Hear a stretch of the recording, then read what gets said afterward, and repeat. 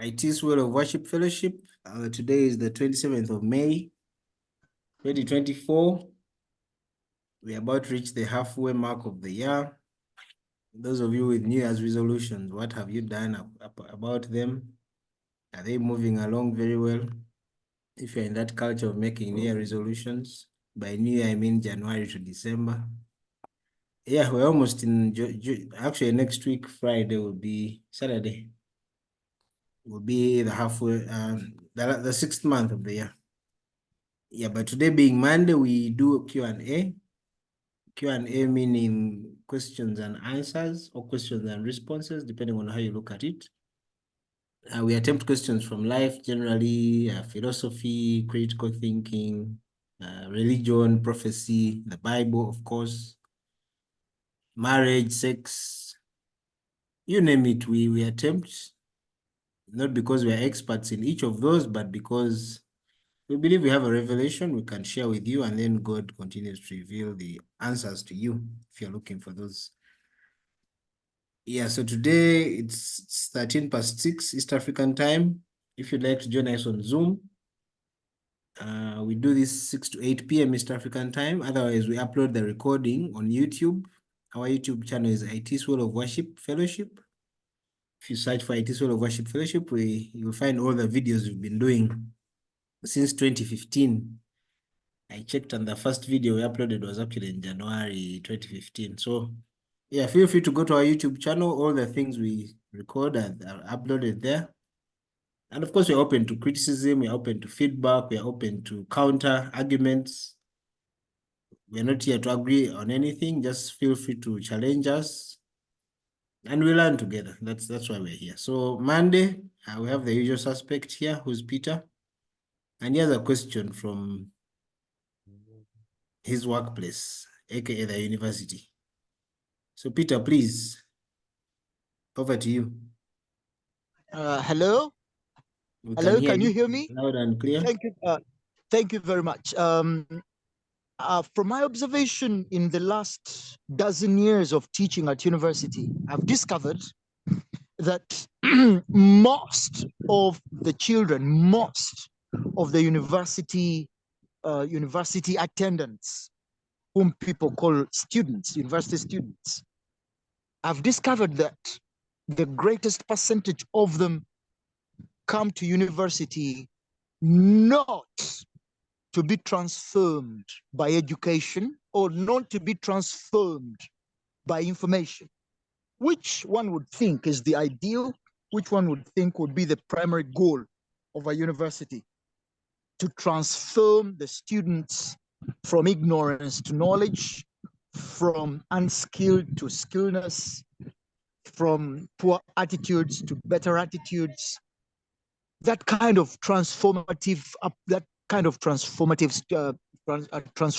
progress, from ignorance to knowledge, from no skill to skill, from poor attitude to a better attitude, from vices to virtues and values, but it is not so. Most of them come for two reasons. Number one, they come because where they come from, there is a culture norm, a social culture norm, that after high school, the next thing in line is going to university. Therefore, parents think, or whomsoever is guardian thinks, that it is shameful and it is a symptom of failure if after high school a child has not been able to go to university. In fact, universities have improvised what we call higher education certificate, higher education certificate, to make everyone who has failed to get the two principal passes come to university. In other words, should you fail your earning two principal passes, universities, that is Makerere, Chambo, Gokeayu, or universities have improvised a new means. We give you 1 year at university, for example, at Chambogo or at Makerere or at KIU or at IU or any other university where this is, we subject you to subjects and other subjects we think you should do for 1 year, after which you do examinations and then you become eligible to come to university. So learners come, or children come to university because they think that it is a must to come to university, and therefore parents or guardians think that it's a symptom of failure not to have come to university after high school or high school. So they come because of that cultural background or social culture background. Number two, learners think that it is a continuation of marks, earning marks. In fact, they come with a spirit of competition, not competition for excellence in transformation, but competition in excellence in marks. So it is important how you've scored. What matters is how you have scored. Whether you understand or you know what you have scored or by which you have scored does not matter. Now, persons like I, who is enthusiastic and who feels that as a teacher at university, I should help my learner transform cognitively, transform affectively, transform physically or psychomotally. You know, that's what we do. We teach the hands, the heart, and the head. So, you know, you'd like to see your learner transform in head, transform in heart, and if possible, transform in hand. But that is never their goal. That is never their purpose. So you have a class of 200,000, rather of 200 students, and only a half a student thinks like that. In fact, they even resort to other violent means. They can offer you their body, they can offer you money, or they can offer you a bullet. Or if they don't offer you the three, then they accuse you falsely before panels of your employers, and your job is continually at risk.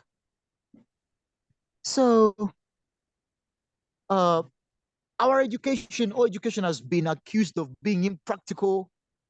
Ugandan education has been accused as being useless.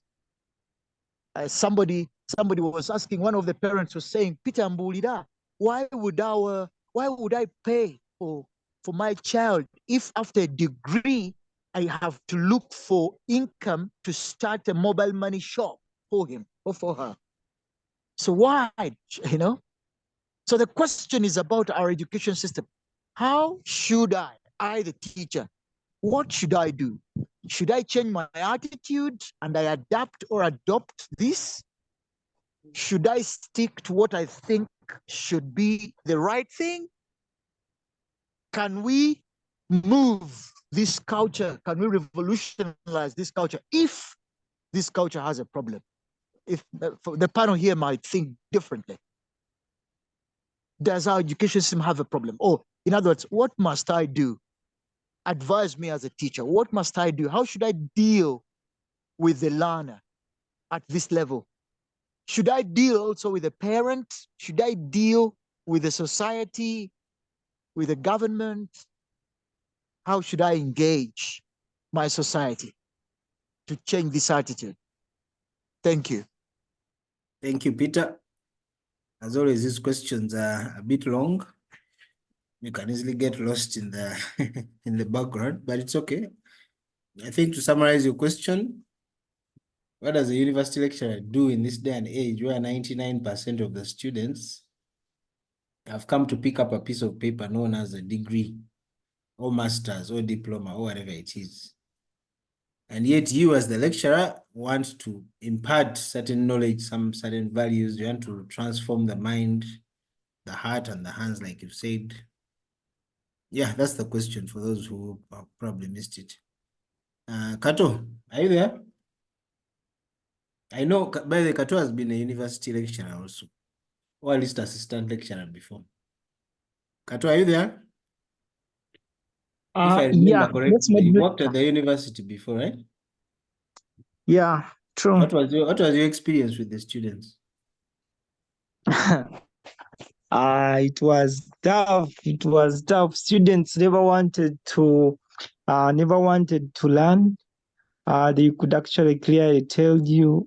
And also, even my life at campus, it is actually recent because I was just retained for 8 months after we graduated. But first, most of the students that I graduated with, education wasn't actually concerning them. Understanding what was taught in class. For most of them, they wanted that piece of paper, a degree, and then for the class that I used to have, those were software engineers. Actually, it was a class of very many students, like 80. Most of them, actually, out of 80, I can really say like 3 people were actually interested in the thing. But also, our education system has some issues because it assumes a lot. It assumes that a student pursuing a certain class must be interested in some things. Yet, like things be complex if at all someone doesn't have like passion for what they are trying to do. I think maybe what a country can do in this case is to make students uh, aware or like certain of what they will encompass in each and every subject, or try to make like students don't not to just take courses for the sake of it. Like at the university, I will use like for instance Mbara University where I was coming from. I can really say very many students cheat, and there is no way to stop them, because even when you try to be too strict and you want to keep an eye on each and everyone, as Peter said, students get rough with you. You might get like threatened. Girls also, like I don't know, maybe, but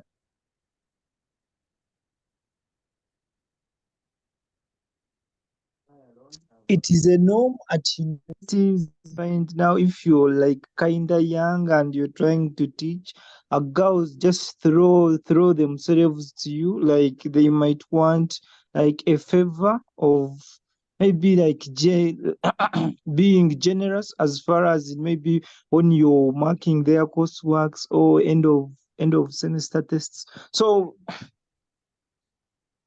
to sum it up, the whatever the education system is messed up, really. Because also me as a teacher, once you could be teaching something that also gave you headache, first of all, to research about. You're trying to destructure it to a student. This student also is, I for lack of a better term, let me use like the word lame background. So they try to fight with it, and at the end of the day, if at the end of the day you find like they have like cheat sheets in the exams. But now if you're like a strict examiner and you just said something that hasn't been like said before, like in past papers, students will curse you and you get like threatened. So it is really a critical area revolutionizing this education system, because I think it caters for a very few individuals, especially for the like sciences. It caters for very few individuals.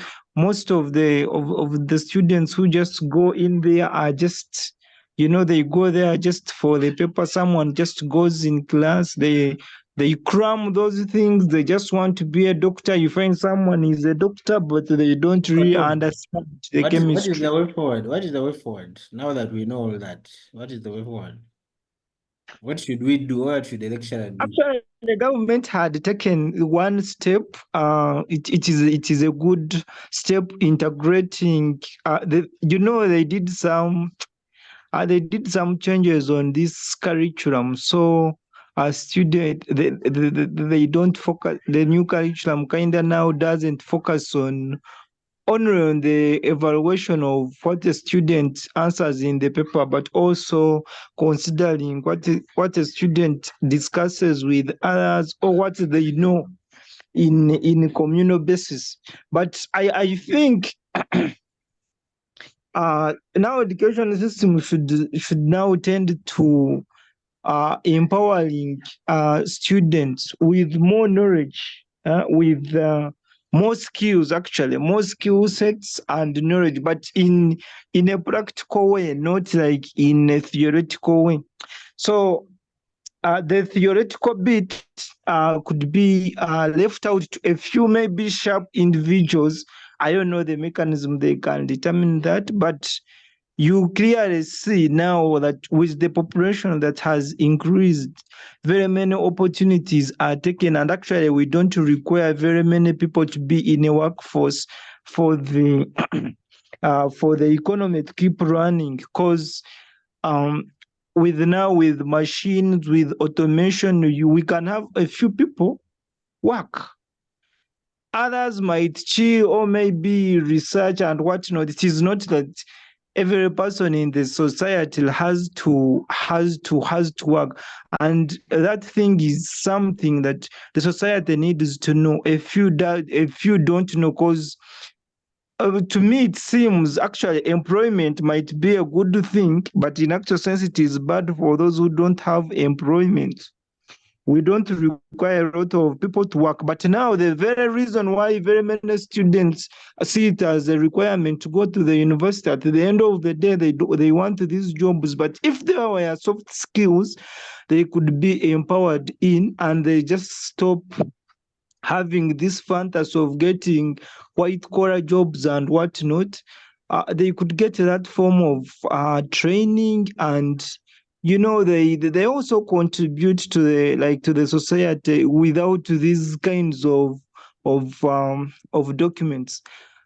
Yeah, with Okay, that, thank you, let me Kato. submit modulator. But I think maybe I was ambiguous, just like how you accused the previous speaker, Peter. But I hope maybe you absorbed some of the points that I was just trying to nail. Yeah, I did. You university lecturers, I think, also have a problem. In this sample space that we have here, Kato here performed very well. He was in Barara. He was retained as an assistant lecturer there until, of course, he got another job and came to campus. Peter is also a lecturer in Chambugo. So you lecturers have a problem also, like you've demonstrated here. But that's for another day. Isaiah, are you there? I hope you got Peter's question. But let me start you off on this note. In a world with fast cars, fast food, fast internet, fast marriages, fast everything, what is wrong with fast degrees? Let me start you off on that note, then you can go into your other. There is nothing wrong. Okay? Yes, there I'm is surprised. Come closer to the mic though. I can't hear you very well. Am I clear there? Keep talking, keep talking. So I was saying that there was nothing wrong with that. Mm. We should start living life as it is. So if, for instance,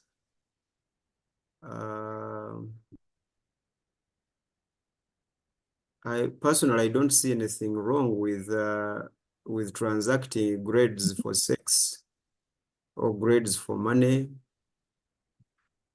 I don't I don't see. What sort of pastor are you? I am not a pastor to everyone. I am a Christian. A pastor is not a title. Pastor is a relationship. So I'm not a public pastor. That is the kind of pastor I am. I hope that question has been answered. Can I go back now to the other? Yes, you can. Oh, so there is no problem with that, really. There is no problem with that.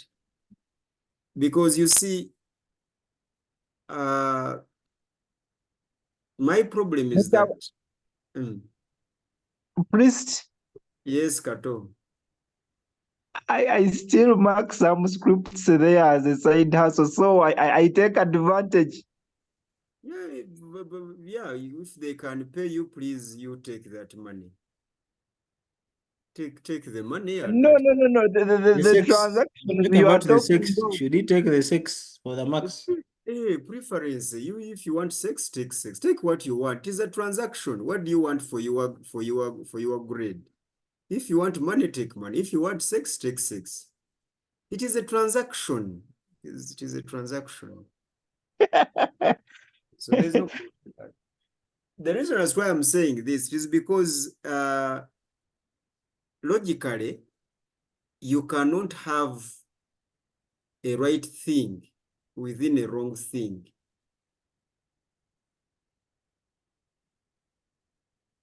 You are the salt of the world. Now the guy who said that was right.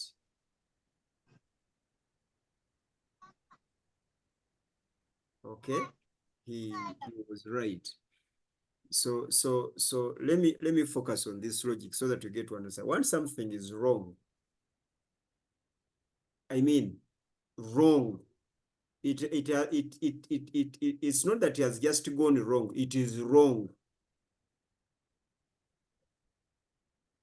So how can you judge it or judge its practice to be wrong and right? You can't have wrong and right in what is wrong. I see people saying that the devil has done wrong. I mean, that is a contradiction logically. The devil cannot do wrong. For the devil to qualify to do wrong, he has to have the ability to do right in himself, which to our understanding he doesn't have. So you can't judge the devil by the standards of right and say that he has done wrong. He's the devil. What do you expect? So what am I saying? I hear people say that our education system, we do not have an education. Later on the system, we don't have an education.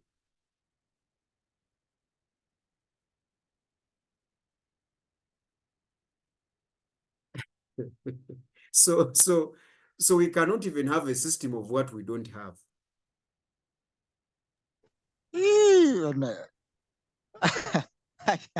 Kindly explain. What do you mean?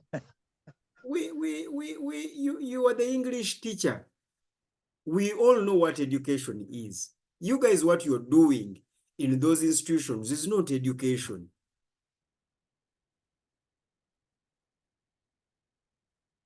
You are doing academics.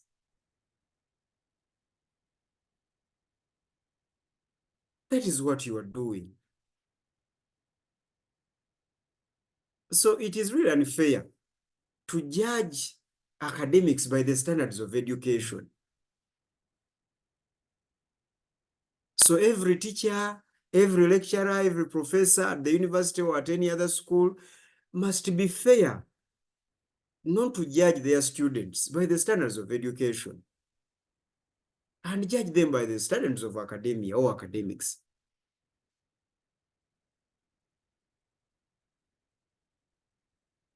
That is why you cannot have education and have examinations of that kind that you have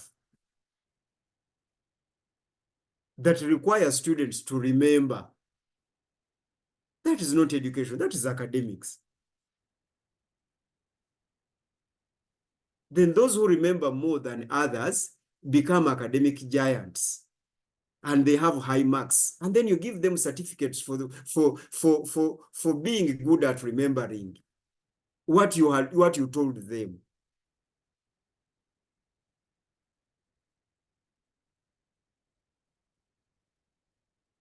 The teachers of these students have nothing of their own in their version that they have come up with to teach. No, they are recycling what is in the books. This is why AI is threatening them. Exactly. Oh, Yeah. So, oh, so, oh, so, AI yeah. praise the road. Yeah. They are threatened by AI because all along they have been recycling textbooks. They are textbook teachers. They are tied to those notes. Now AI is here.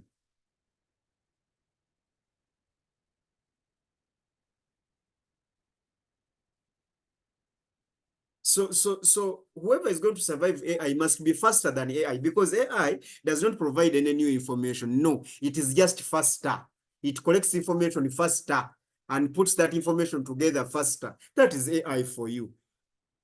AI is not any other spirit that has come. No, AI is just collecting all our data that we uploaded in the past and combining it and organizing it faster, based on similarities.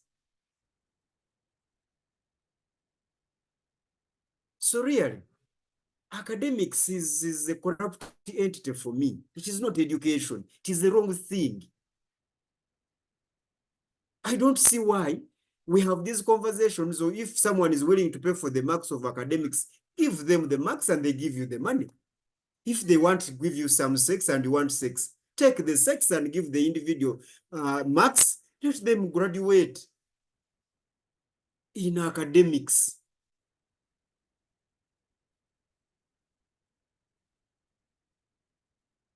Why? Because they have to pay the lecturer.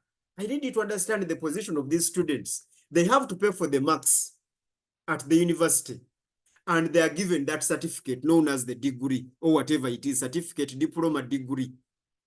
When they go to the marketplace, they still have to pay the employers.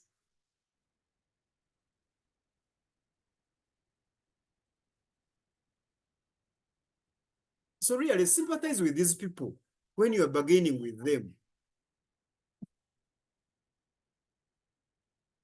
So that is academics for you.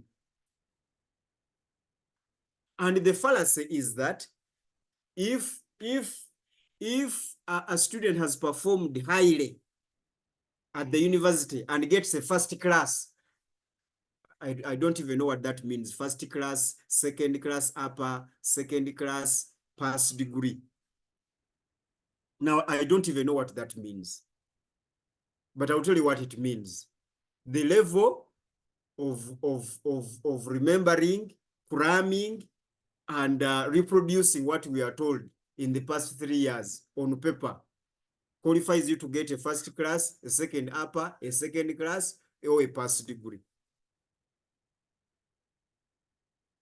So those who are brilliant, in quotes, okay, are hired by industries. But you go and ask the industries that hire these brilliant first class degree holders. You ask them to tell you their productivity and how they are performing. They are not. So that alone demonstrates a contradiction between the universities or the school and the industry.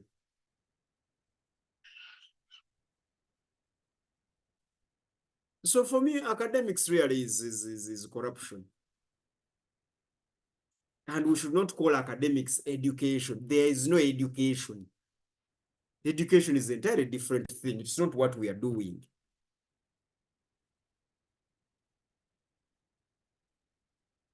That is not what we're doing. Okay. So Moreover, to me, that is the whole thing. And then I have 4 things that I would like to mention. One is, of course, let us leave education aside, but let's talk about the 3 things. There's academics, which I've discussed. There's vocations, then there's institution. Now, academics is that every child who can speak from 2 years and a half and 3 is taken to school. And we don't know what that child has gone to do to school. But do you know why that child is taken to school? It is the order of the day. That is what the institution recommends. A child of 3 years old must be institutionalized in a certain institute known as kindergarten. And the reason that toddler has been taken to that is to socialize. Now, this is how your school looks like. Just like you were taken to the kindergarten when you were just 3 years and you had gone there to do nothing but to socialize.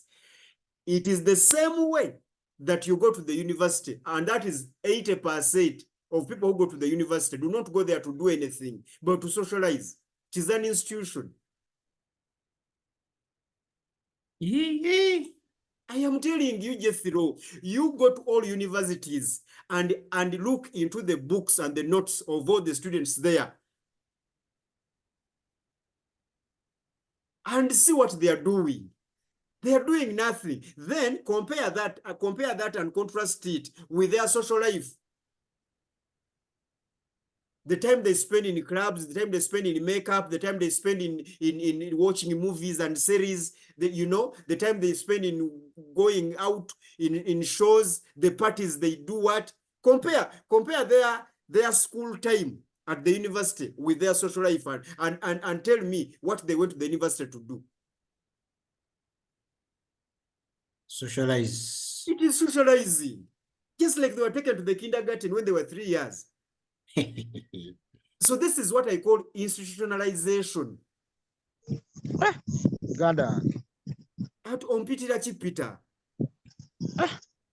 It is a sociology.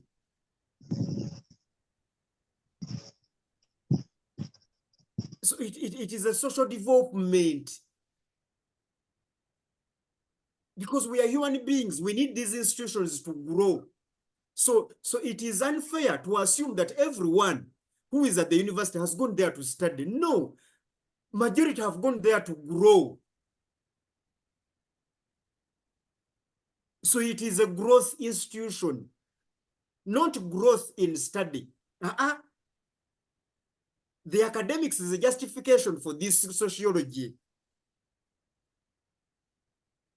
All those books that you see they are carrying and the lapses they are carrying, it is just an apology of their ignorance. This is a social institution.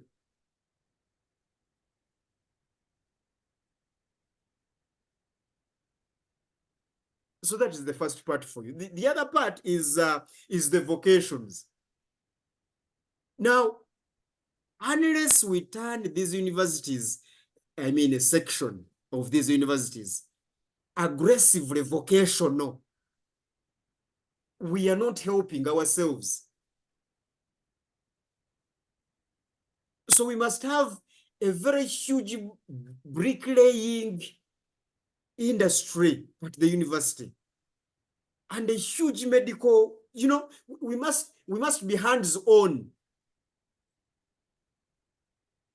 because we have way too much human resource at universities that we are not using.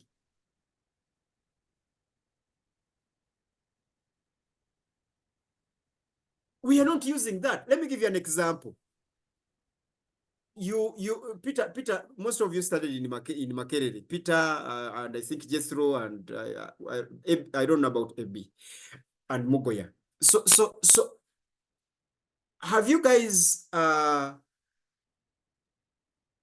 seen Makerere put a wall unit on or that surrounds it all over? Yes. A perimeter wall? A perimeter Yes. wall.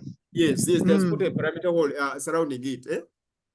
Now, Makerere is in the city center.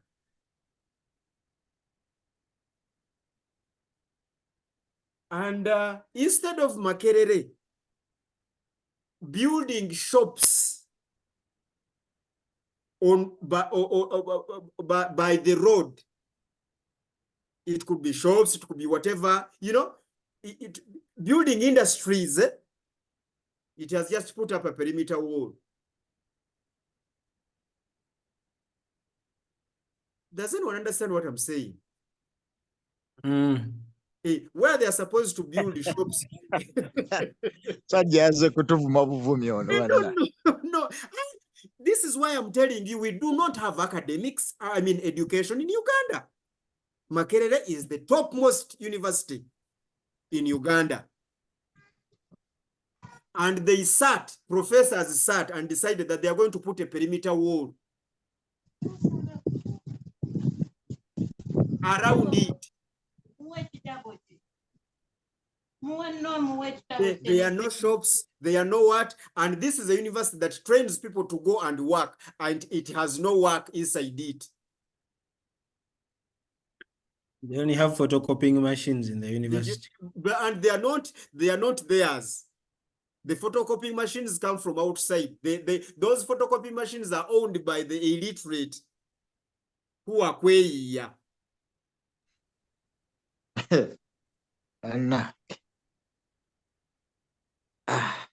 And Makerere University has over 60,000 young men who are doing nothing.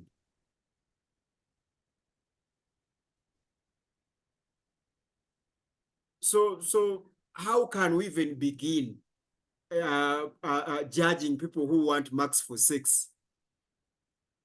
Really? No. Lecturers should stop that nonsense.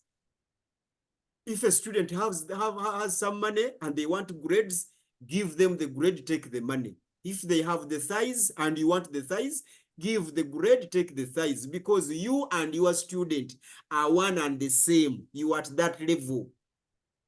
It is academics. Stop the hypocrisy of it. This is education. Which education? For instance, how many lecturers consistently attend their lectures on time? Do you know how long it takes for a student to get their grades? To the point even of graduation, and you've not even gotten your grade. And your lecturer is giving excuses, I'm still busy.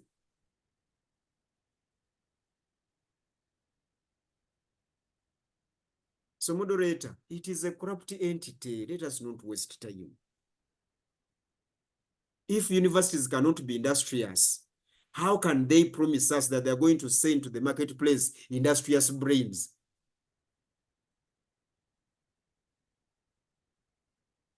So, moderator, I would like to remind the Ugandans that just like someone who grows and gets a job, because in Uganda, when you have a house and you have a job, what do they tell you to do next?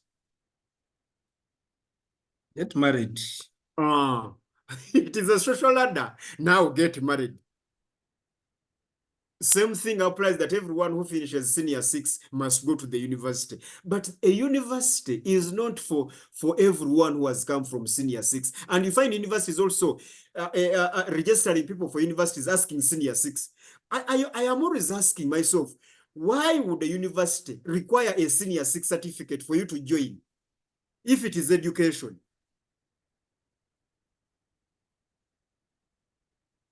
No wonder. Even the government where that university is requires leaders to have senior 6. And here we are. Seriously, what is in senior 6?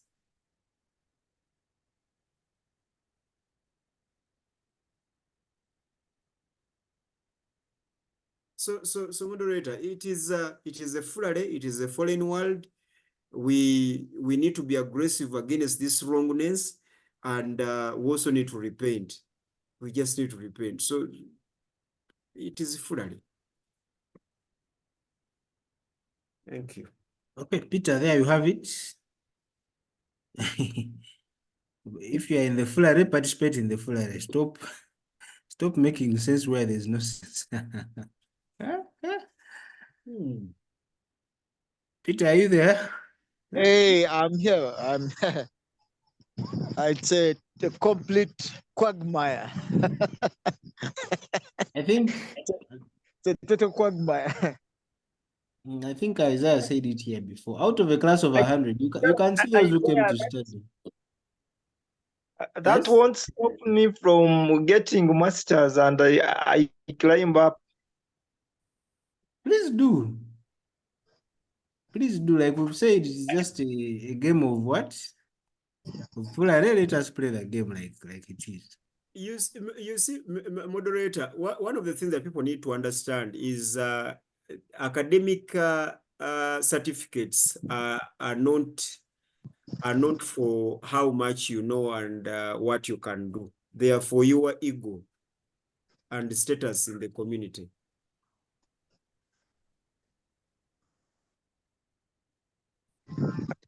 Psalms, thank you. So please get all those letters, and then we start calling you Dr. Escato, and is together with Dr. PhD, Peter Seruvide, and they have a conversation. But when you sit to listen, Isaya tete tumanyira umanyizi bana akasajja kaze kutuva mikano bane mukasitule mukalole. am I alone in Uganda? But when they sit to discuss, I have seen many PhD, Harvard, PhD, Makerere University, doctor. But when I sit and listen, me, I'm an illiterate. Then I see so that PhD is very good. I'm sorry, my FB. That PhD is very good because it is going to send shock waves in the public. Okay? Dr.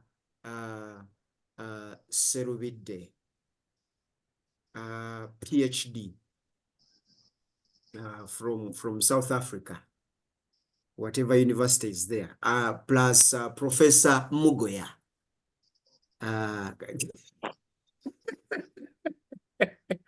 Let me ask you guys, how many Mwamudans do we have in Uganda?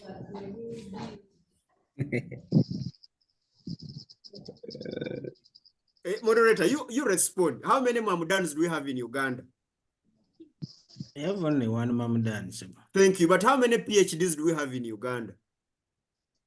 Very many. There's even a university somewhere in Kansanga, which gave out 70 PhDs in 2 years. they didn't even have the PhD, the fellow PhDs to supervise those numbers. So you get those certificates and start threatening people. You are not just an accountant, but you are an accountant who got SCCA, PCBD. Moderator. Yes, Kato. You help me understand that word, Mandam. What is it?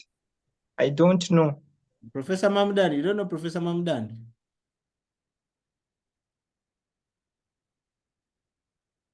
Oh, no, I don't know. Oh. You Google him. That is the first person that you need to know for your caliber. You need to know that guy, because that is one of the justified PhDs that we have in Uganda. The rest are just justifications and apologies for their ignorance. PhD, my food. Someone sits on a set and they can't even clarify issues, and they have PhD, they have doctorates. President Museveni one day picked a PhD from a certain university and took him to State House, and the guy became a clown.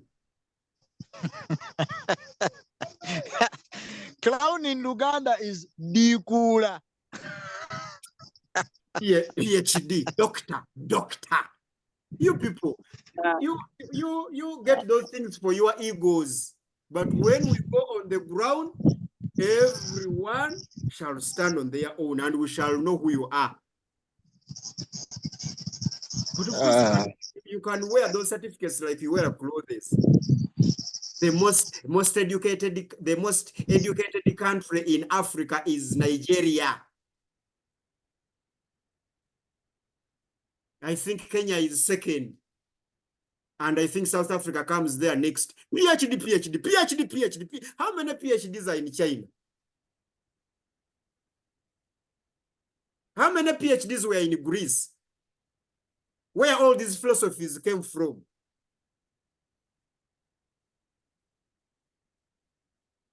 So, moderator, we should pray and overcome this colonialism.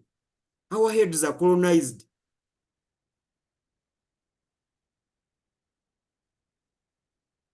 You sit in a discussion room where there are PhDs and they are presenting papers, and a guy with a bachelor's degrees destroys a 10 years PhD work in 30 minutes. Peter, haven't you seen that in conferences? One happened a month ago. when I counter argued a professor from Harvard. I've been in these conferences and I am shocked. The introduction of the speaker takes like 30 minutes talking about their letters. And then you fasten your seatbelts. This guy is going now to blow our heads. Oh.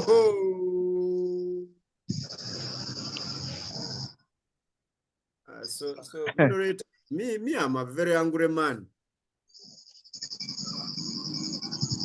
That's why you don't have a PhD. Okay, I don't have a PhD, but I want someone who has a PhD to come on set with me. That's what I want.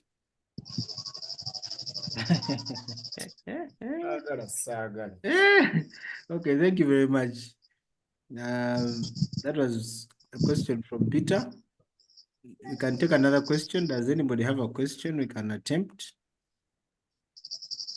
We have about an hour to go and we have enough time. Anybody has a question here?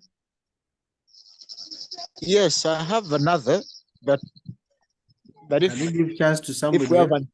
If there's nobody here, yeah, if there is. Mugoya, do you have a question for us?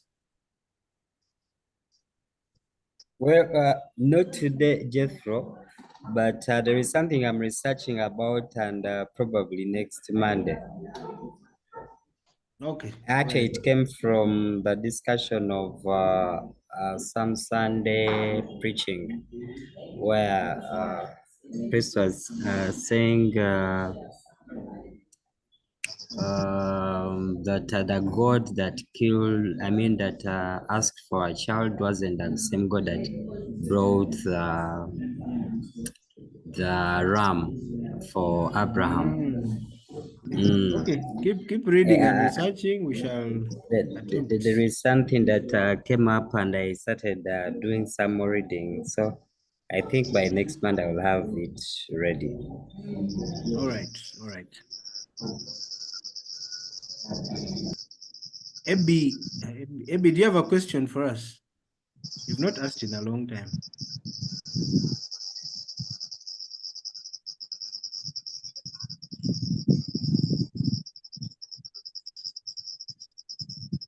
Okay, Abby is probably driving. Peter, you go ahead in the interest of time. Oh, Abby is here. Abby, please ask a question. No, I don't. No, Bambi, I don't. I Not sent even you about marriage and sex. Your favorite subjects. Yeah. Fire. Jaja is in the car with me. Yeah, Jaja tusonyiwe Jaja. Okay, Peter, you go ahead. So, in the interest of time. We have Brenda here. Maybe we can. Brenda has just come. You go ahead. Yes. All right. Thank you. Thank you very much. My other question is about work and retirement. 2 Sundays ago, we talked about work, and the presenter presented that at a certain age, you should be doing this. At another age, you should be doing that. At this age, you shouldn't be doing this. At this age, you ought to have achieved this. At this age, you should have retired, and at that age, and so on and so on. How realistic are those age limits? And how achievable are they?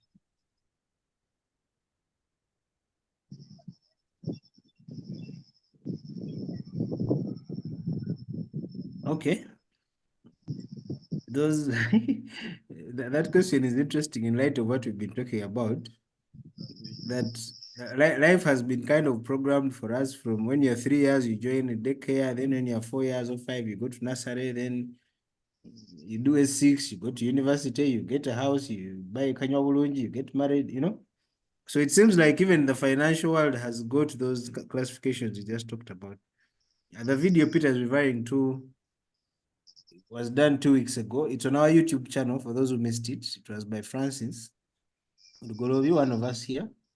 And he was basically discussing why we should work and when we should work. And he alluded to the fact that there are certain stages in life. By in your 20s, you should be working hard. Towards your 40s, you should be consolidating.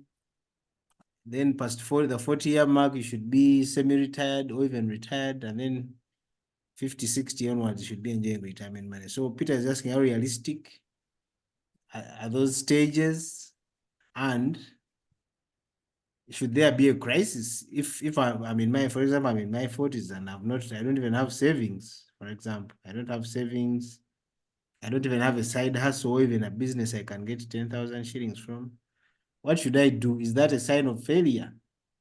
Does that mean I'm going to be a grumpy old man, depending on handouts and probably my children if they so wish? I think that's a good one, Peter. We can talk about that. Bob, can you talk? I know you live in a country where retirement planning is almost like a religion. There are the 401ks, and then there are all these retire early stories in the media. This guy was able to retire at 29. He will not have to work for the rest of his life, you know? So is retirement even possible? What is retirement anyway? I'm asking too many questions. But yeah, feel free to run out with whatever. Yeah, I'll just yeah. I'll give my comment. First of all, mumpulira simanyi. Yes, we can hear you. Okay. Today is a public holiday here, so tubadde kaweweevu. Hey, what holiday is it? I know it's a Memorial Day. It's called Memorial Day. They just remember people who are fighting. I mean, the soldiers who you know. I don't know, in Uganda it would be called what? Liberation, not Liberation Day. But anyway, they just remember soldiers who have died in war, whether in Iraq or, you know, trying to protect the US. It's called Memorial Day. Okay. Yeah. So anyway, in regards to your question, there's this thing, I don't know, someone, when you come in places like this, or you go to New York, you go to UK, in the big cities, you'll find people don't sleep. You know, you've heard of cities that where people don't sleep. You know, people work shifts night and day, and all that. So that brings me to the query of the person who programmed us. You know, God did not give us these. I don't think God gave us these time things that an hour, you know, is 60 seconds, or, you know, a day is 24 hours, whatever. So I don't know who demarcated these and gave them the exact thing, or someone who says when you wake up, this is the first thing you should do, you know, before you sleep. So I mean, I had no chance of watching that recording, but there's whoever came up with that, so that people feel kind of behind schedule. For example, when they always say if a lady reaches 30 years, they should be either getting married or have a kid. Then if they reach 30 years without them even dating, they feel, you know, they are behind or something. So anyway, life and time in regards to retirement and all these savings and all these work and achievement thing is really something that has been dictated, but it's not true. It is something which you as an individual, you have to invent, or to decide on when you want to retire, when you want to reinvent yourself. We've had so many stories of people who got their riches, or like, I mean, the funniest, the best example he always gives is the KFC guy who at 65 you would think life would have ended for him. But then he made an invasion of KFC, and this is now a franchise throughout the world. He became a millionaire. Even at 65, when he tried to do it, he was ridiculed, but he persisted. We've known people who have become, I mean, Joe Biden tried to be a president for long, but in his 70s, that's when he's become president. So in terms of our dreams and our life, there's no limit. You as an individual at your age now, it is your time. If you feel like you want to do something at whatever time, you can do it. Of course, there are things like the biological clock of giving birth, which now is an issue. Like, you go to menopause, and if you're a lady, you cannot give birth anymore.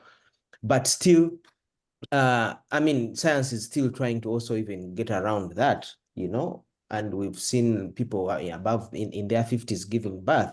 So we can talk in terms of average, but I think I want individuals to think about this as a personal thing. So if you want to retire, whatever retirement means, you need to have so much money on your account. If you don't have it now, you feel like, oh my God, I'm going to suffer for the rest of your life, for the rest of my life. So wherever you are, you can start to charter the course of your life. You can start to dream. Even at 50, even at 60, you can become the best businessman ever. So I would like to challenge people to just really kind of charter their life, and don't care about what other people think. Don't compare with your peers. You're in you're 25, you see another peer 25 is already stable, build a house, and you're like, oh my God, Nzengandi movie. So I think it's just so to answer Peter's question, is that really just draw I mean, dream whatever you want to dream, and come up with your own way, because no one dictates when you're going to be successful, when you're going to retire. That is up to you. Yeah. Thank you, Bob. Who else can life be computed or calculated down to a science? Because I've had people say I retired in my 20s. That's because they know exactly how much money they spend. So if I spend 100,000 shillings a month and I happen to have maybe 100 million in the bank, I can say that's enough money to live off for the next 20 years. Is life that predictable? Can you actually nail life down to that scientific way? Tom, do you want to answer? Of course, we're talking retirement, the different stages of working, and what you should have at whatever stage and things like that. Or should we just do what we have to do? Before I can make an attempt, I need to help. What do we mean when we say retirement? What do we mean when we say retirement? Possession of active involvement in livelihood, possession in doing career work, or possession or inactivity. What do we mean when we say retirement? In this context means stopping to work for money so that you can live, so that you can afford life's necessities. Whereby if you don't work, then you will not be able to afford the necessities. So retirement is cessation from that type of working. Oh, yeah. Is that for everybody? That is what you're asking Is that yourself. for anyone? Because I saw my maternal grandparents work not for money, but work until they died. They weren't working for money. They had granaries full of the food they needed. They had children who continued with the work even when they were old, but they continued working. My mother is actively involved in gardening work. Not because she needs money out of that, because we have tried our level best to provide for her what she needs at her age. When we talk of retirement and we are giving it an age, is it for everybody? Can that age thing be allocated to all individuals world over, that at such an age you must have retired, and if you have not retired, then you seem to be a failure. You seem to have failed. You seem to have done things wrongly. I think this retirement thing is a thing that is overrated. The Kabbalah of Soga, I think a year or two ago, noted that people who had gone into retirement had died within a period of 10 years. Now, what is retirement? Deathbed. Why is it a must that somebody must retire and at some age? I don't know whether I'm holding the debate, but I have a lot of questions really. Thank you.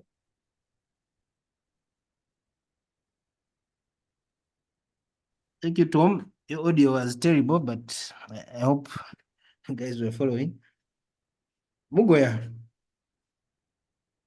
what do you have to say about retirement? Especially in light of when you're not in that template, following by this age, you should have done this, by this age, your income should be coming from passive sources by this age.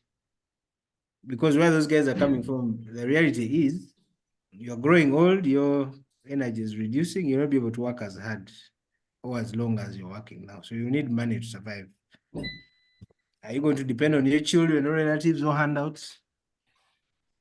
Yes, Mugoya.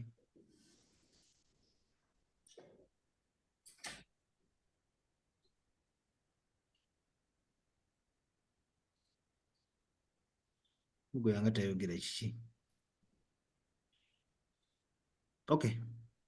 Kato, what do you have to say about this retirement thing?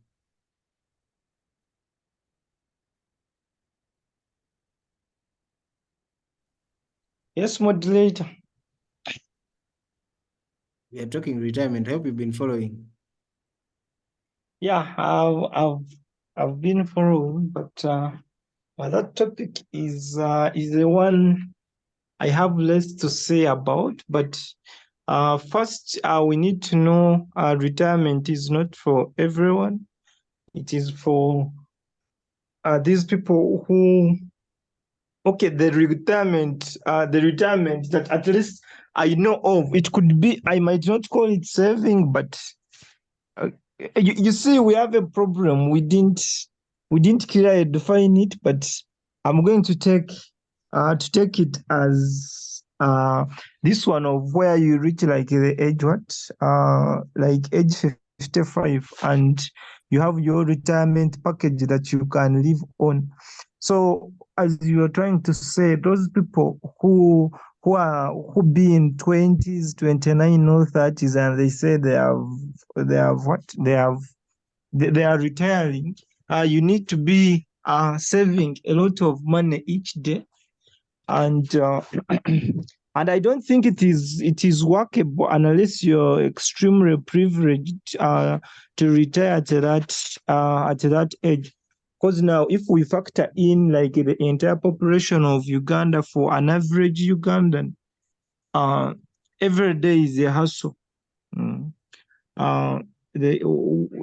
We tend to save less. So with that projection, someone is expected to work until death, unless maybe you produce some children and you're lucky enough, maybe by then they have opportunities to support you. But based on the income levels of an average Ugandan, we are just doomed to work until we are the wazee. There is nothing. There isn't going to be anything like retirement and whatnot. Until kuwulira bubi. Thank you, Kato. Isaiah, isn't this retirement thing also like a template that has been set for us? Like you talked about education previously. You finish P1, you go to P2, you go to P3, then you go to S1, and then you go to, S6, university, and so on and so forth. What do you think? No, retirement as a concept by itself is not something that has been said. Retirement is cross-cutting. It is a universal thing. At a certain point, you must retire. Nature dictates that there are things that you can do at a certain age, and there are other things that you cannot do at a particular age. So we really have to be honest with this matter and understand that you are not going to do the same things throughout. It is growth, really. You haven't been doing the same things at each and every age. So what you're doing today, you might not do tomorrow. And if you don't do the same things tomorrow, then you've retired from what you were doing originally.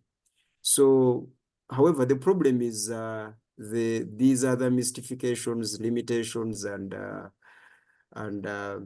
how that we've put around this retirement. Because when we talk about retirement, people look at the amount of money, isn't it? Yeah, people look at their, so at this age you must retire. So, and I think because Francis comes from the business world. Francis is a financial teacher, so he was teaching from that world, and I really understand, and he's justified. He was talking finances, and he was telling you that at this and this age you must have this and this amount of money. But we know, as far as practically finances are concerned, besides the philosophies of finances, we know that there is no amount of money that is enough. At least we know, don't we? We know. So how much money do you want to make so that you can retire? That question cannot be answered. So this is why I keep telling people that retirement is not an age factor in all scenarios. Retirement is a choice. You just wake up in the morning and you choose to retire. That is number one. Number two, there is nothing like retiring from everything, because total retirement is death. Only the dead are retired. And I guess that is what in a very difficult audio of Tom, I was struggling to hear him. That is the example that he gave us, that his mother, who is old, still visits the garden and does some gardening. Is it for commercial? Is it for food? No. It's neither for that. It's for her body. It's for her routine every day. She has to wake up every day and do something. So number one, retirement is a choice. Number two, you cannot, there's nothing like I've retired from everything. No. In fact, in this hustle that we are into, you must hustle to a certain extent and then stop. And then retire from that hustle and then start pursuing your purpose. You people, we should stop keeping up with the Kardashians until we die.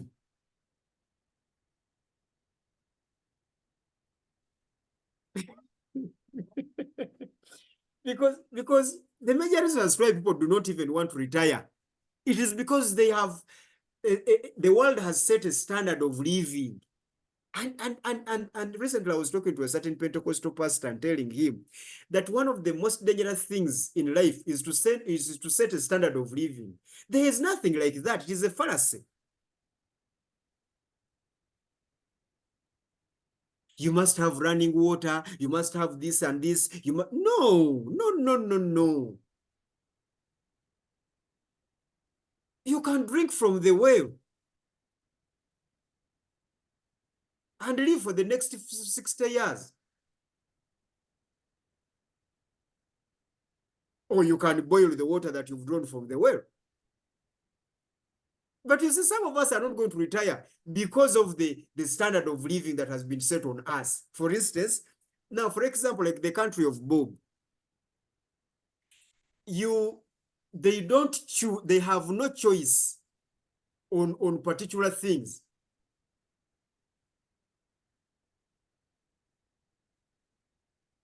So if you don't have a choice on particular bills, then how are you going to retire? If you retire, you are committing suicide. Unless if you retire in jail for not footing some bills. So when you live in communities where the standard of living has been forced on you, then retirement you can have age, and there's a system. And that is why the country of Bob, they have systems, because they know that they have forced things against people's will. So they have systems. They have retirement homes. They have this, and this age stops here. It is systematic. But here in Africa, really, if you still have power, why are you retiring? Do you want to die? Then if you no longer want to do something, then retire. Retire from it, regardless of how much you've been getting from it, and regardless of how much you have on your bank account. You retire. If I retire at this point, my children will not finish university. Must they finish university? So, gentlemen and ladies who are here listening to me, retirement is a choice. Peace is a choice. The enough is a choice. So until we choose enough, we will continue working until we die. I have a target of 1 billion shillings on my account. Then what? Mission Kaumbi. Mission Kaumbi. Then what? Because let me ask you, how many years can Kaumbi sustain you?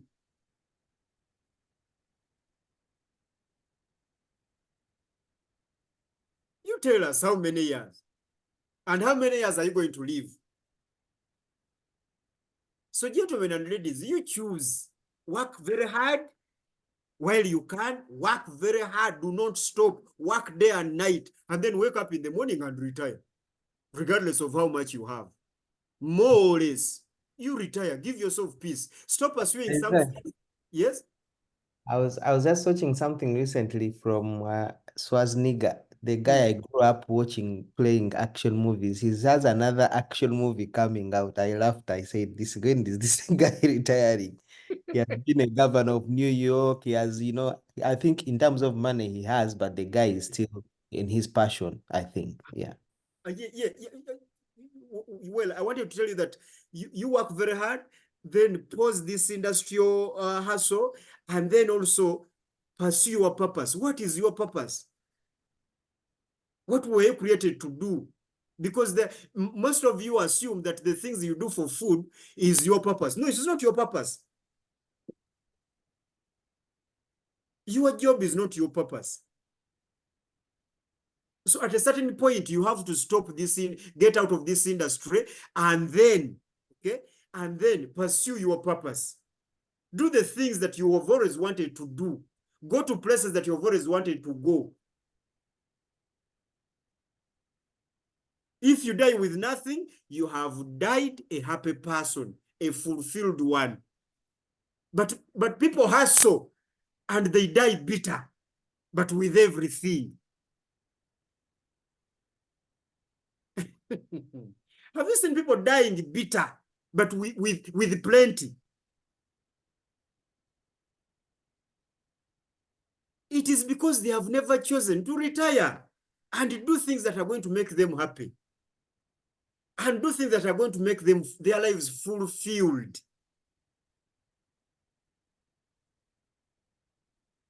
So to me, moderator, retirement is a choice. You have to choose to retire at a certain age. Number one. Number two, you cannot retire entirely. You only retire from particular activities. and then pick up others. As long as you are living, life retires when it is in the grave. But look at our families. We graduate. We are children. We become parents. Okay? We have responsibilities as children. We have responsibilities as parents. Then we become grandparents. We still have responsibilities. So at the end of the day, you choose to retire. You choose. Don't let the world retire you, because if the world retires you, you are going to you will be in pain. Choose retirement before retirement chooses you. Because when you choose it, then you can organize and arrange for it. So this hulabaloo of I need a house, I can't retire without a house. You can retire without a house. You can. So if you don't get a house, you're going to die on the road. I've seen 70-year-old men in the city selling some stuff. Really. So you retire. Choose to retire. And the best way to retire, and I think for me, the best retirement plan or package is not property, it is people. Can you explain that?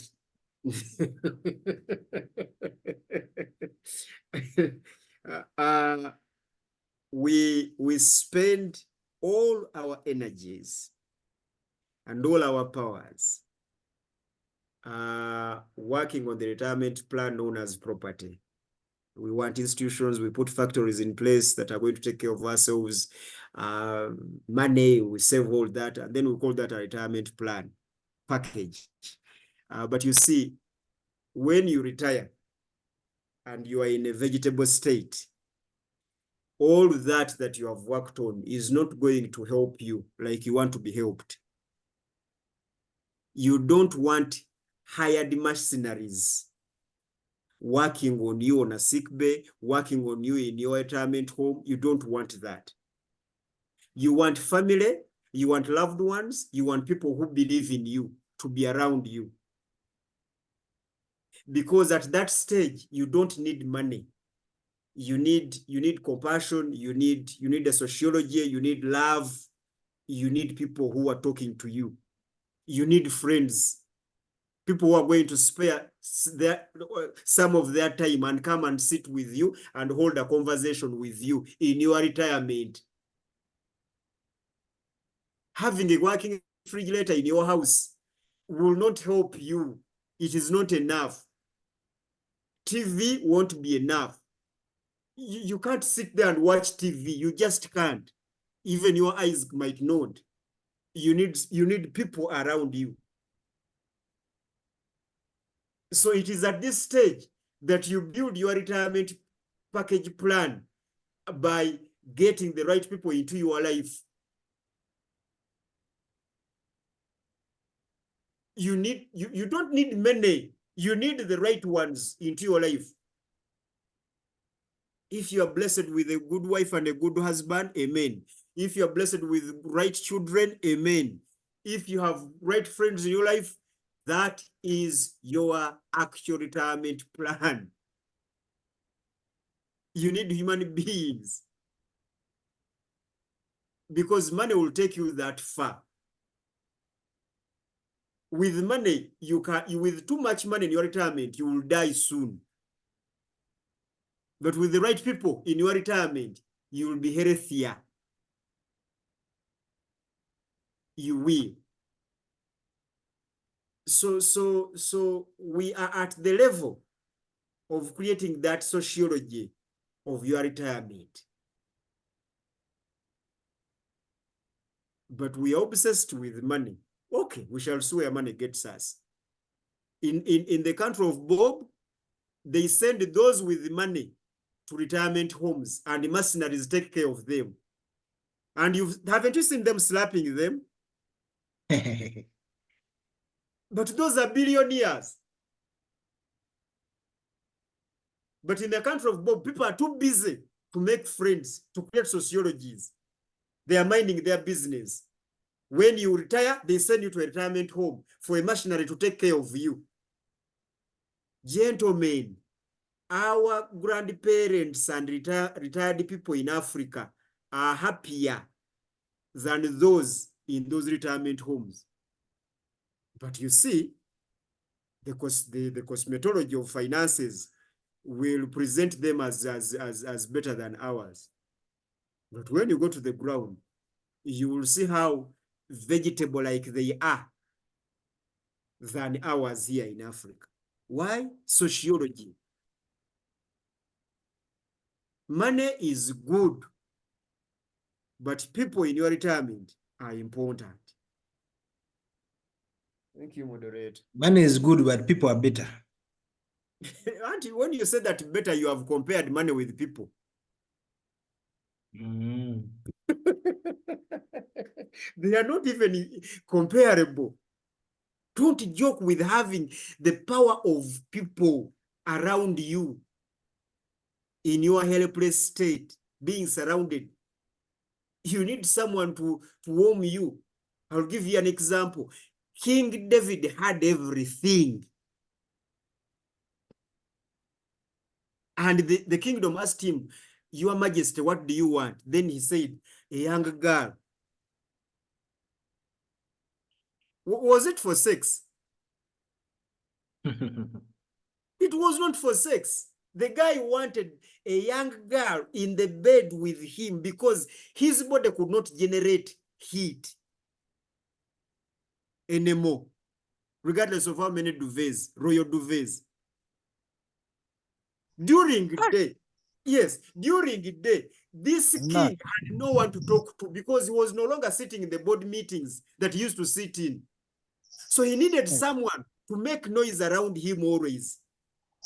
Should get some young girl wanange wanga. Nawe tokyabuguma ssebo. Otuukanga tokyabuguma ng'olya You akantu need people around you. Peter, go and get a young girl, leave us alone. You need people. So, what I was saying, Wamma, How may you continue? you need people around you so that they can generate that warmth. You can't retire and stay alone. Or stay with mates, mercenaries. You need people who love you, who are going to give you that warmth and you feel it. But anyway, you guys, this is a choice. You can make money and you see how far money will take you. Maids will be slapping you in the bathroom. You wait, you will see. Thank you, moderator. Okay, thank you. Thank you, Isaiah. We have about 25 minutes. I think we can squeeze in a question if anybody has a question. Nina, you normally have questions for us. Do you have one today?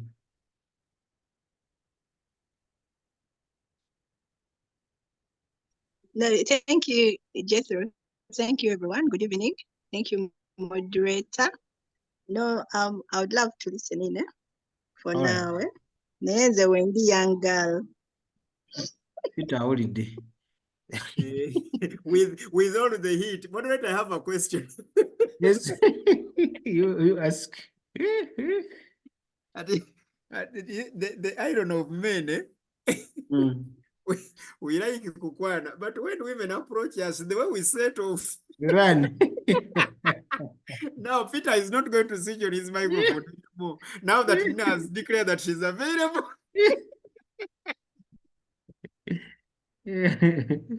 But anyway, my question is,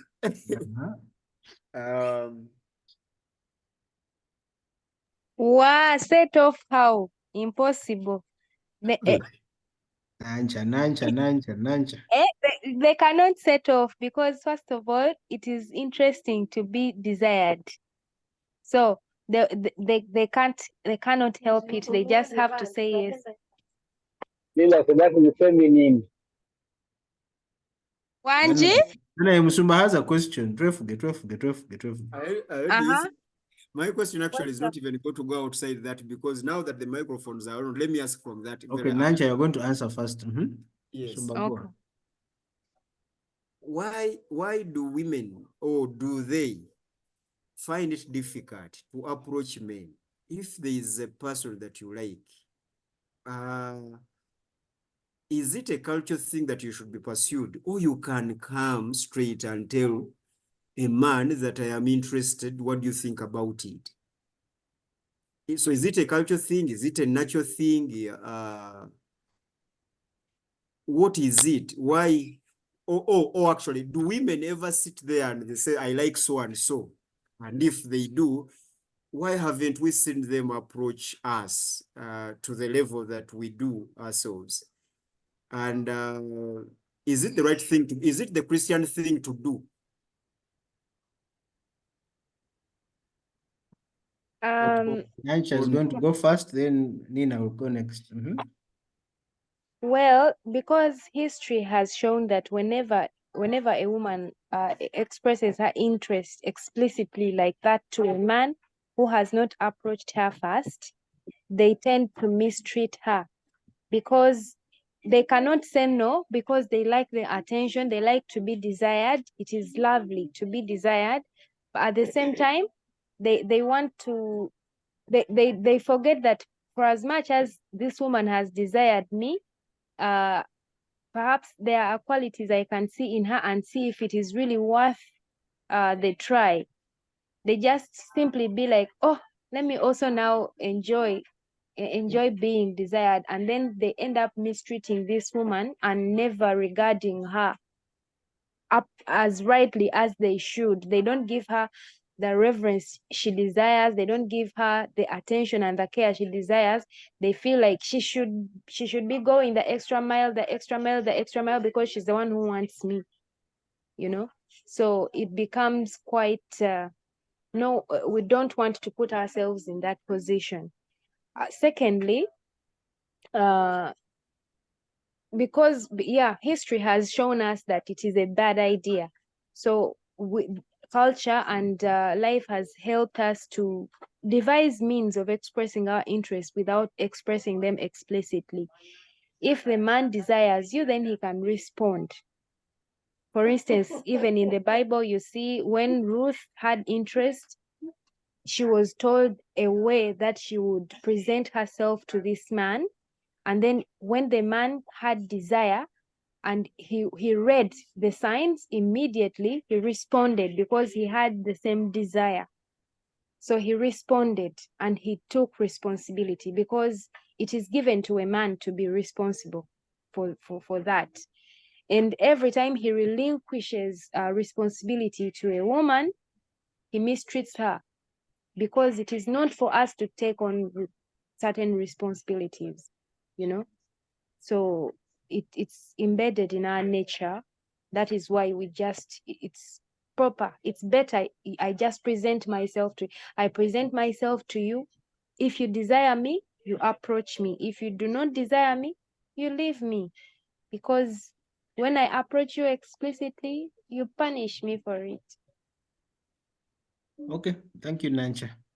So You're you welcome. basically quit a guy and wait for him to pick the signals. Absolutely. Okay. Nina, why do you fear to approach gentlemen that you like? Thank you. I love this question. That is a sarcastic laugh. Me,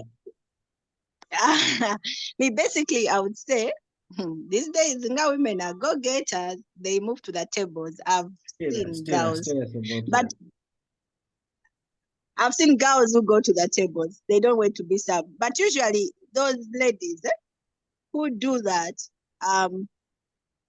they are go-getters. Like they will go for it. They will go for you. Like, and most times they will present themselves. Like they will tell you they like you. And now there are men these days who are like, okay, by the time someone has come like this, let's go and have the fun. So usually, me, I've seen those that package themselves like that. Usually, it's for the fun bit of it. It is for the having fun, because now in society where we are now, like there are now those ladies who don't even want any money from a guy. She has her vehicle, she has where she's staying, but she just wants a guy to show cause, just show up, hang up with her and all that. So such ladies will move to the table. That's the truth. No, If she likes you, she will come. I want that one. Where is that one? I want that one. She's here, Nina, She just she's wants here. a guy to show up and hold her hand somewhere in those places where she feels like she needs to be given that attention.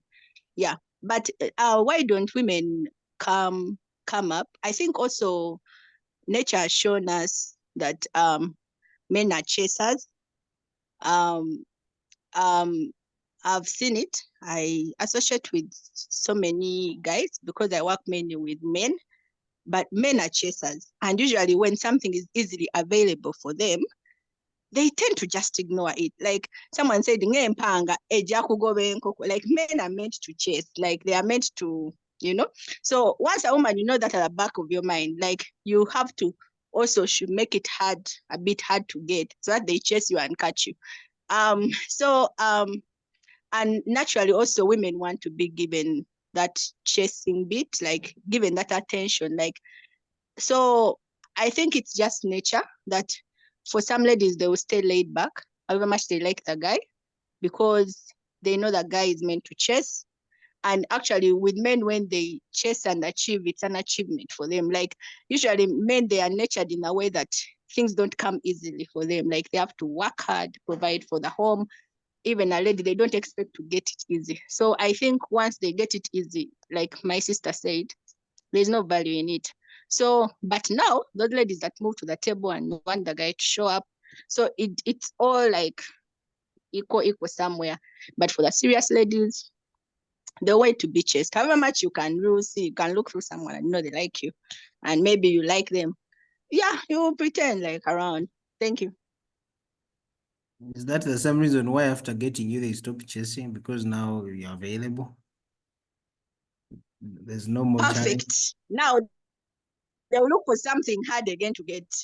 Like, then they will chase again. It is some kind of brokenness, eh? Okay, they're always chasing. Okay, thank you. Bob, you switched on your mic. Do you want to say something about this now that the ladies are done? Abby will not talk. She's just in our chat room flooding it with messages. Bem? Yeah, I would like to flip that a bit. I don't think it's, I mean, the moment Omchala or Yetega, if we are defining Kwetega, like present themselves, they have already made the move. So I don't think there's anything like then the man should pursue or what. Already Yetade in your arm's way. So for me, I don't think it makes any sense to say Bob, their Kwetega is restricted. They Kwetega, but with boundaries. When you come, they run away because they want you to chase. That's what they meant. That is the Kwetega psychology. Anyway, whatever it is. Anyway, so for me, I'm saying that, I mean, there are many we may not mention here or whatever, but it's culture. I mean, remember those days where we come from our tradition, your parents go look for you for a wife and you haven't even seen them, and then they talk their things. Then on the day they come and tell you guys, this is so and so. I mean, what used to happen those days? The man had nothing to do with it, you know? So we've graduated from that to where now the boy actually goes and pursues even without their parents knowing, and then they tell them, okay, this is the girl I have found. So we are now evolving to a situation where it doesn't matter who proposes first. To a boy and a girl, they're in love. The girl is in love. The boy is still maybe shy a bit, and the girl makes a move and says, "Hey, you know, let's do this. Are you interested?" And at the end of the day, they move on and they have successful marriages. So for me, I've seen there's an evolution of this love thing, you know. So I don't know where it's gonna end, but as for me, it's all about the two people saying, yes, we love each other. You proposed, yes, I'm the man, it's okay, let's move on. So I think that's as simple as that. I don't see a problem with it. Thank you, Bob. Francis. By the time he joined in, Isaiah asked why ladies find it difficult to approach gentlemen. Do you agree, first of all? Or what do you have to say about that? To a greater extent, ladies find it difficult to approach men, but I think it's a culture and it's a time thing. Historically, it was, but over the years, ladies are finding it easier to approach men. And I said culturally, I remember I got a culture shock when the 4 years and 4 months I spent in England. I found English ladies find it easier to directly approach men they like. I remember I got about 3 or 4 ladies, young ladies making pass, English girls making a direct pass at me the way guys do it. Someone comes to you and says, Francis, I like you. And I want, just like a man approaches a woman. So to them, it's a cultural thing. It's to them, it's easier. They don't have to indirectly do it the Kwetega way, the Ugandan Kwetega way. No, she will come to you and tell you. One time I got a young lady came and kissed me on the lips, and after explained her desire, and that was when I was in my early 20s. So it's a cultural thing. In the West, I think it's Bob will tell me the Americans, but the English, to them, if she likes you, she will come and tell you. She doesn't have to wait to quit a guy indirectly. She will come and tell you. It's not like the Ugandan thing, and she'll give you all the reasons the way men do it. And even the guys there, they don't find it hard to. If a lady approaches you, if you like her back, then you don't think they don't think less of them for the English anyway. Then in Uganda, over the years, I found ladies are becoming more courageous in direct pursuit of men. They're becoming more, and even the like Bob said, the Kwetega is more explicit. The Kwetega is not like a lady's. I've seen ladies. The Kwetega is not like a lady showing some little signs and then the guy chases. No, the Kwetega is come and get me. Then even the guy doesn't even have to chase. The guy doesn't chase the Asangabi Wedde. You get me? It's like an open invitation. Even the Kwetega is so explicit that it's almost too direct nowadays. So, and to me, there is nothing wrong with that. The ladies are also human beings. If they're as human as us, if she likes someone, let her take a move. If they have taken bolder moves, if they have taken strides into areas which were a preserve of men, and it's now their strongholds. They are into politics, they are into business, they are into working life, they are into entrepreneurship, they're into everything which was a man's realm. If they can go into those realms which were socially a preserve for men, then why not? We should also sit back and relax and wait to be approached. So there's nothing wrong, and it's more of a cultural eclectic thing. Will in the near future, I can see a balance whereby as many men are being approached as they are approaching women. Thank you, Francis. Some men are even shy, so the women just make their work easier when they approach. Some would obviously say yes. The Wagezi will run away. Tom, you had earlier switched on your mic. Do you want to say something? Yeah, well, But I your think audio it's is not bad. Which headset? Hey.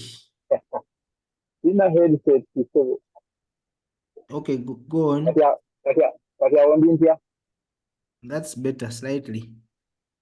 I think it is not a natural thing. It is a thing of nature and culture for women to hesitate to approach men, but men are also nurtured in such a way that they think when a woman approaches them, it makes her an easygoing woman. For sex and for sex, it is easier for a man to go in for a woman who has approached her, actually, women who sell their bodies approach men. Jangu, Chaino, Ebugumaino, Esoviaino, things of the sort. I think so, direct thing. But for a woman to approach a man and tell her, I want you for marriage, I want you for a lifestyle partner, it kind of, not many men are comfortable with that, first of all. And not very many women are okay with that. But maybe because times have changed, women are becoming bolder, men are becoming weaker. To the shy men, you say it may not really be good and easy for them also to go in for a woman who has approached them. There used to be an interesting culture in Karamoja. It is fading away, whereby a boy would chase a girl, and if the girl ran, then this boy would know this girl is interested. But if the girl stayed put in her position without running, the boy would just go and bypass the girl without touching her. That is what it was then. Then after some time, it kind of changed. So if a boy was interested in a girl, they would wrestle on their first night. I think that is not only in Karamoja, but in many cultures where people are normal for hard couples. So I think it is like I said, it is not a natural thing, not a thing of creation, but it is a thing of nature where women are nurtured and taught not to be easy, not to give in very easily to women. Even now, if you approach a woman and you straight away told her, I want sex permission, so hey, the very first time we are meeting, you want sex, that kind of talk. So I submit. Thank you, Tom. Kato, are you still there? Yeah, sure. Have you ever been approached by a lady? Yes. Actually, both gender. Yeah? Actually, both genders. You've been approached by both genders? Funny but true. Let us stick to the ladies for today. Tell us how that was. Okay, to me, it's a turn off. Kati Bobo turn- sekaji. Auntie, me too. They approached me. Hey. And in Uganda, not here. In Uganda. Are you serious? Abasajja nga mbuna. Nange nina Museveni kijja yankwana butereevu. Ate ebiseera nga ndi mukadde wa kkanisa. Tom go ina beef ku banno. Wama Kato, go ahead.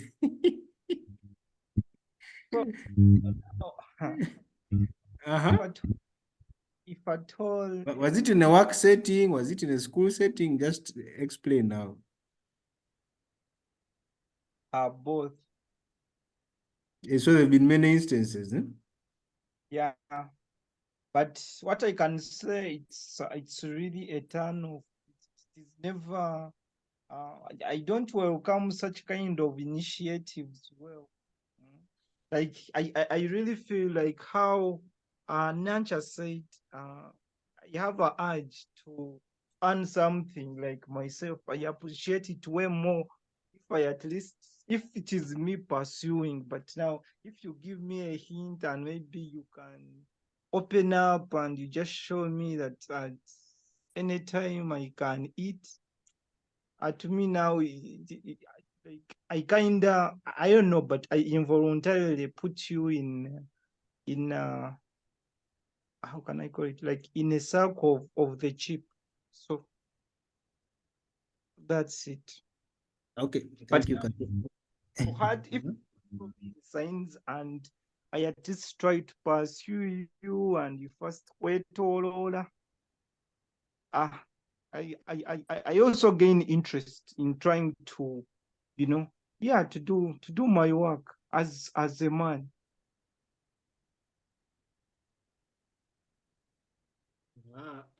Moderator, and for me, I have no problem with being approached, and that simplifies because I am busy, gentlemen and ladies. So if you do me a favor and approach me, I continue with you. I take no offense from that, really. Tuli bantu bakulu, we don't take offense from small things. If someone wants something and they have told you, continue with that one. No. Don't chase me. Why should I chase? Thank you for telling me. Let's continue. You will However, save the energy. you should be prepared for the truth. And if you don't want, you say no. As simple. Yeah, I said no. But again, how can you approach me when you were a lady? No. Why not? Nabakyala muwulidde. Ebbi owulidde mama wange. Nedda, Ebbi saagala. Ebbi yajja kunzita busi. I don't want aggressive people bannange. Nzise leero. Era nzise. Mutabazi mmanyi w'obeera leta namba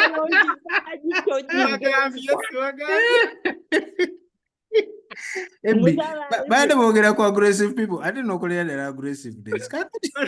Moderator, we are talking about ladies approaching men, not fellow men.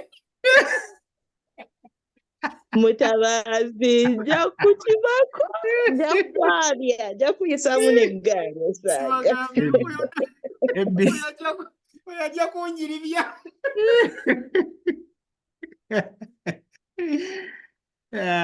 Ebbi twogera ku aggression ate okola aggression. Kale mwebale nnyo bassebo ne bannyabo. We'll see you on Thursday for our weekly catch up. Bye. Mubeere bulungi. Bye bye.